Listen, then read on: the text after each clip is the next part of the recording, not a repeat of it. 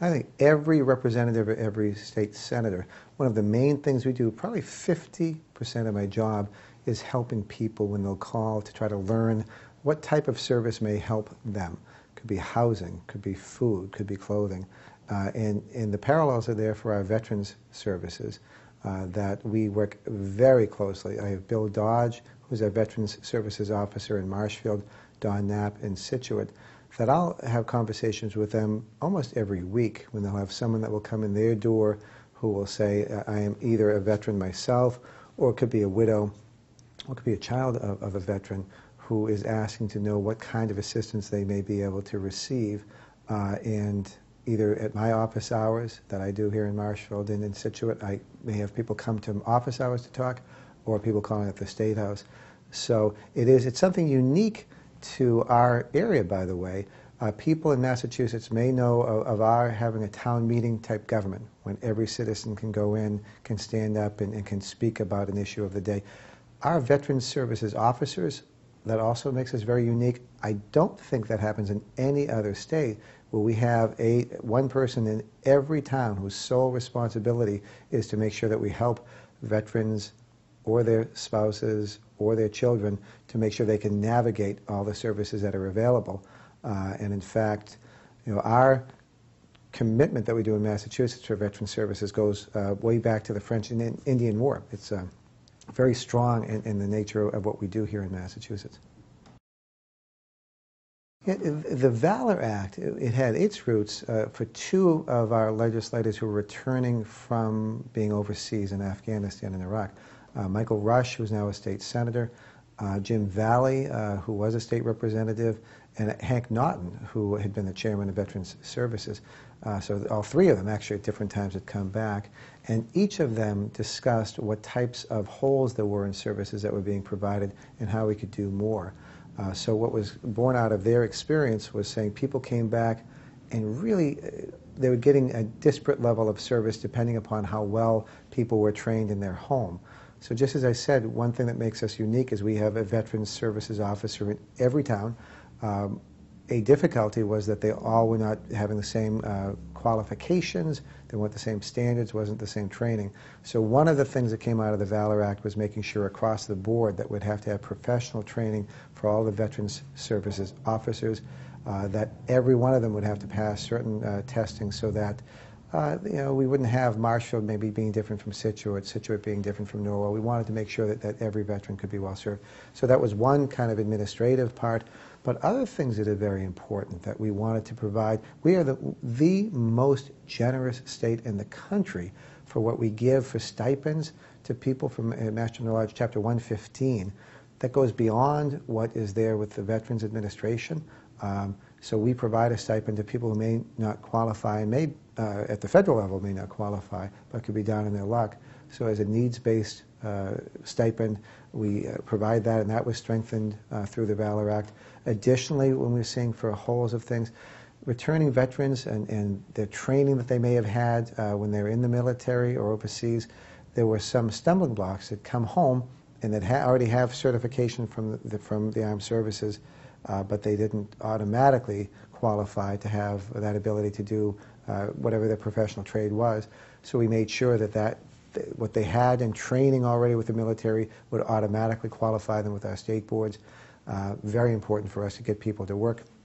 For education, we wanted to strengthen ways to be able to make sure returning veterans or those who are here now, maybe if their work was not matching up with what they had for education, would assist there. All of those things I thought were very important. And I want to mention here for our local veterans, something that we were all aghast a few years ago when here at just neighboring Pembroke, down in Plymouth, we had the first fatality of any Army National Guardsman in the whole state. It was a young man named Michael Kelly who lost his life in Afghanistan. That Gold Star family, his parents had come to me, and we were discussing how the Westboro Baptist Church, outrageous group that was going to the funerals of these people who were true heroes, people who gave their life to protect our way of life. And as many people know watching this here, Mark, is they would go to the graveside ceremonies, or they'd go to the funerals and they'd protest, and they'd hold up these terrible signs, you know, basically telling the family that you lost your loved one because, as they'd say, God hates gay people, or the like. So we said it was outrageous. Even though the Supreme Court upheld their ability to speak, the Supreme Court did carve out the well-known exception where government can stand and step in, and the whole idea of how we can regulate time, place, and manner of speech. So we had a couple forums, one in Scituate, one in Marshfield. I filed legislation that was to make it far more difficult for that kind of outrageous behavior. And I was thrilled that a part of our bill was incorporated into the Valor Act too. And that's something I repeat to people often, that they should know that their government will respond, and just to meet, and in this case, be able to have stronger penalties for people that protest at funerals or disrupt funerals. It's something I'm personally very proud of. And what people should know, even though I'm a state representative and that's a federal agency, we, about a month ago, as this first was coming to be known, Representative Hank Naughton, who was a good friend, he was the chairman of the Veterans Services, here at least our Veterans Services Committee. He put together a rally on the State House steps in which I participated. We had over 50 state legislators saying that this is outrageous, that we do not want to have what we are hearing out in Arizona, 40 people who passed away, died waiting for services. And I want to stress to people watching, that is not the case. We called immediately to Coleman Nee, who spoke that day, and said, is this going on in New England? And they took 24 hours to go make the calls through, but said, no, you know, the level of care we're getting, it is not like what was happening in Arizona. And part of that's a testament to not only how strong the Veterans Administration is, but we have 20 nonprofits in Massachusetts that receive state funding that provide health services or education or some housing services. So we wanted to make sure our safety net was there for our veterans. But the first thing was to speak bipartisan, unanimous voice saying this is an outrage. Our federal government needs to do a top-down investigation to find why was that happening. The second, to make sure it wasn't happening in our state. And then the third is to talk about something that we aren't doing yet in Massachusetts, but I think should become the wave of the future, is to allow someone has their veterans card that they could go to the VA hospital, and maybe if there are a little bit of a delay and the like, we want to make sure in Massachusetts that they could use that card as one would the Blue Cross Blue Shield card or a Mass Health. Go to South Shore Hospital or go down to Jordan Hospital, be able to be seen and be treated, and have your card that would pay for the service. So that's something we're working on now for future legislation, but we are very mindful of the fact that these people gave a tremendous amount in service of the country. Many of them have illnesses relating to their service, and we want to make sure that that covenant, if we tell someone you put on the uniform and you go into battle, or even not just battle, but you're representing us overseas, we want to make sure you have quality health care and quality services when you come back. I think what's unique to Massachusetts is really our commitment. We don't have strong county government. And even in some respects, our state government is not as centralized as many. We are very much a home rule state, very much about the local control and way of local people reaching out a hand to help their neighbors. So I gave the analogy of people knowing in Massachusetts and some New England states that we have that strong tradition of home rule where we'll have town meeting. That applies here too. And what's interesting, I actually wrote down a quote when we knew we were going to meet, saying that the Veterans Administration really gets its roots from a speech that President Lincoln gave when he was president. It was not after Gettysburg, but it was after one of the terrible battles in the Civil War. And his quote was, "To care for he who has borne the battle, and his widow and orphan," and set out the goal to help take care of either our returning Civil War veterans who had been harmed or their families. That's the roots of the Veterans Administration.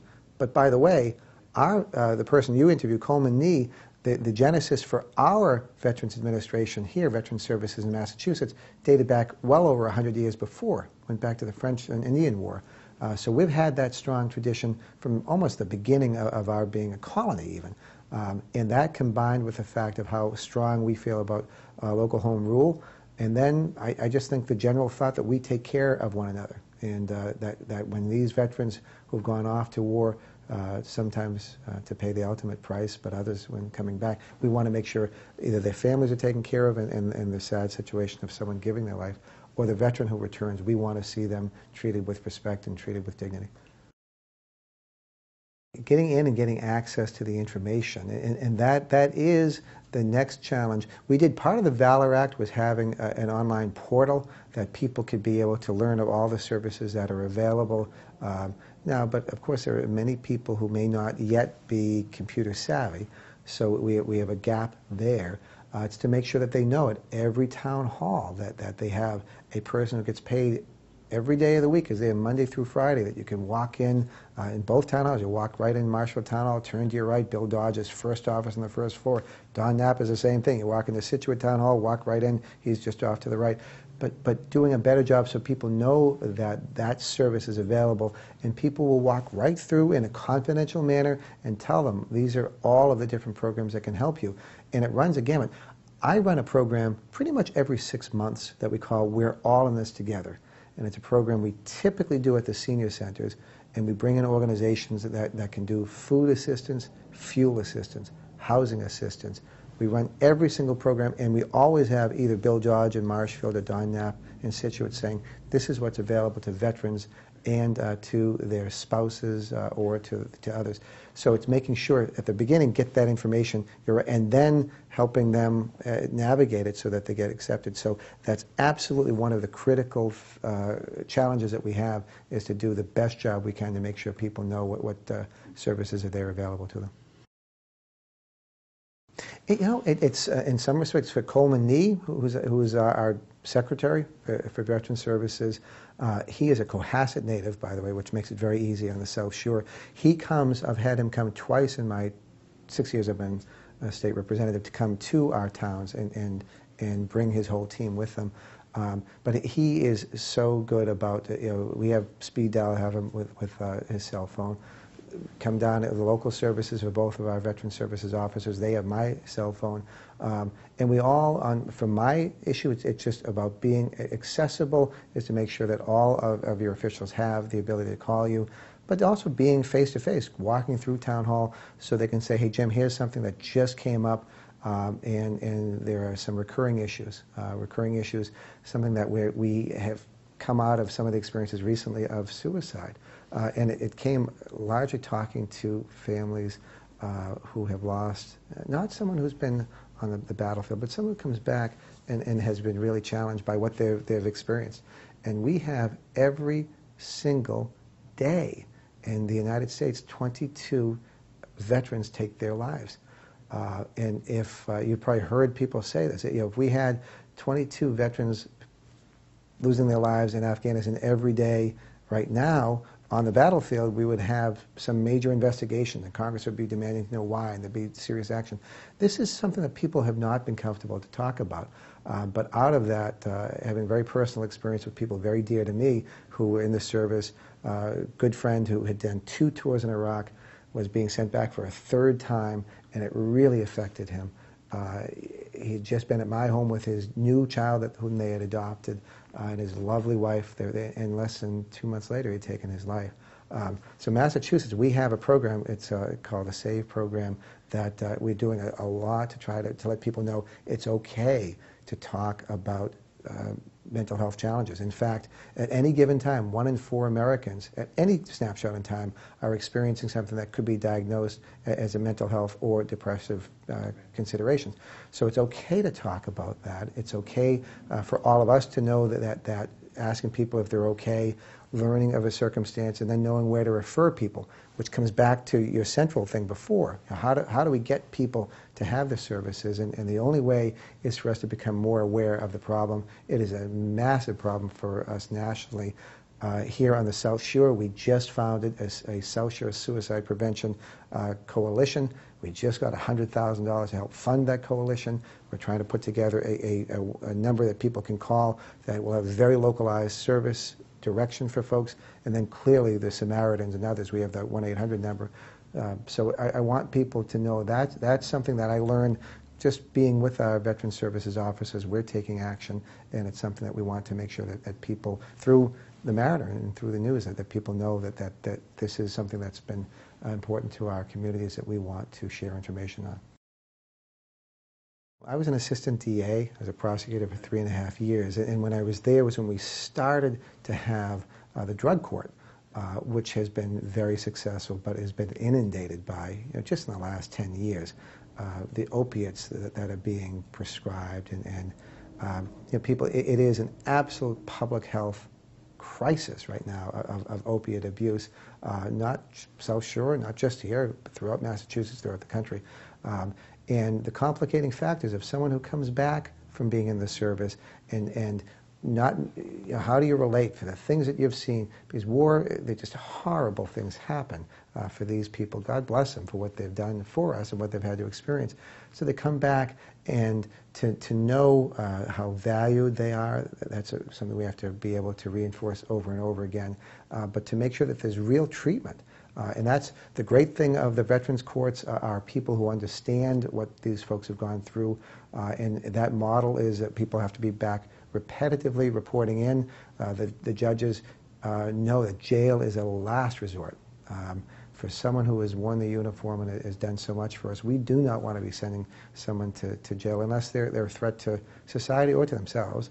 And there are so many other ways to make sure that we get people, and oftentimes it's a job. You get someone a way that the feeling we all have about having, our 9-to-5 occupation helps to define us a bit. So to make that a priority, which the Valor Act has done, trying to help with assistance there. For housing, for chronically homeless people, that we've had a goal of 2015 of trying to at least have an opportunity to house people, because that makes it easier. Very hard to get a job if you don't have a regular place that you're living at. So addressing those very serious societal issues, and you're absolutely right that hand-in-hand law enforcement, we're not going to arrest our way out of the problem of addiction, and to come up with these things like the Veterans Courts, the drug courts, more beds for treatment, I think is a wise use of our very limited state government resources. Yeah, what I'm most excited about for services for veterans really is this idea of a community-based service model that we've learned, and somewhat out of the crisis, the tragedy of what was happening in Arizona, of the Veterans Administration there. Now, again, to reinforce, in Massachusetts, our VA has been outstanding.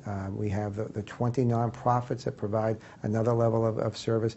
The fact our Veteran Services officers are in every town. We have far more that gets provided. So I'm extremely proud of that, and we really are the most generous state for services that are provided to our veterans, but there's always room to do more. And I think the next step is what we touched upon very briefly, is to make sure that if someone has been already qualified for veteran services and has their health card, that we want to make sure that they, we don't want people waiting around for service.